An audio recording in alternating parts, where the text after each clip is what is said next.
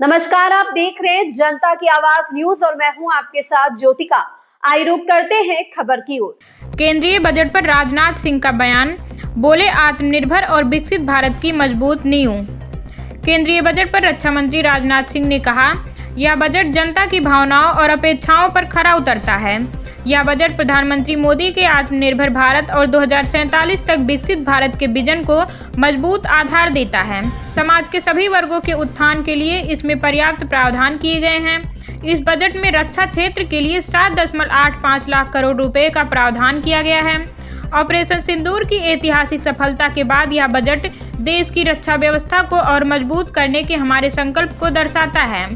इस वर्ष सशस्त्र बलों के कुल पूंजीगत व्यय के लिए 2.19 लाख करोड़ रुपए का प्रावधान किया गया है, जिसमें तीनों सेनाओं के आधुनिकीकरण पर विशेष जोर दिया गया है।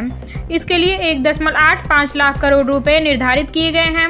संक्षेप में यह बजट सुरक्षा, विकास और आत्मनिर्भरता के बीच संतुलन को मजबूत करता है। के मार्गदर्शन में तैयार एवं वित्त मंत्री निर्मला सीतारमण जी द्वारा प्रस्तुत इस शानदार बजट के लिए उन्हें हार्दिक बधाई देता हूं और मैं मानता हूं कि यह जन भावनाओं और जन अपेक्षाओं पर खरा उतरने वाला यह बजट है। साथ ही यह बजट प्रधानमंत्री जी के आत्मनिर्भर भारत और विकसित भारत 2047 के संकल्प को सशक्त आधार देता है, जिसमें समाज के सभी वर्गों के उत्थान के लिए समुचित प्रावधान किए गए हैं। और इस बजट में रक्षा क्षेत्र के लिए 7.85 लाख करोड़ रुपए का प्रावधान किया गया है। मैं इसके लिए भी प्रधानमंत्री मोदी जी का हृदय से आभार व्यक्त करता हूं। ऑपरेशन सिंदूर की ऐतिहासिक सफलता के बाद आए इस बजट ने देश की रक्षा व्यवस्था को और मजबूत बनाने के हमारे संकल्प को सुदृढ़ किया है। यह आवंटन पिछले वर्ष की तुलना में 15% से भी अधिक है, यानी इस बार भी केंद्रीय बजट का सबसे बड़ा हिस्सा रक्षा मंत्रालय को मिला है। इस वर्ष हमारी सेनाओं के ओवरऑल कैपिटल एक्सपेंडिचर के लिए 2.19 लाख करोड़ रुपया का प्रावधान किया गया है।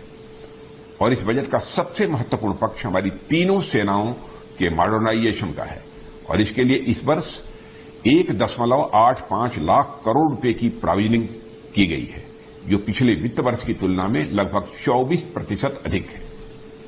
और इस वृद्धि के परिणाम स्वरूप हमारी सैन्य क्षमता और अधिक सशक्त होगी। भूतपूर्व सैनिकों और उनके परिवार के कल्याण को भी इस बजट में प्रमुख स्थान मिला है और young serviceman contributory health scheme के अंतर्गत वर्तमान वर्ष की तुलना में लगभग 45% की बढ़ोतरी करते हुए 12,100 करोड़ रुपए का प्रावधान किया गया है। कुल मिलाकर यदि मैं कहूं तो यह बजट सुरक्षा, विकास और आत्मनिर्भरता के संतुलन को मजबूत करता है। मैं देशवासियों को देश हित में पेश हुए इस बजट पर हार्दिक बधाई देता हूं। इस खबर में बस इतना ही। बने रहिए जनता की आवाज न्यूज के साथ।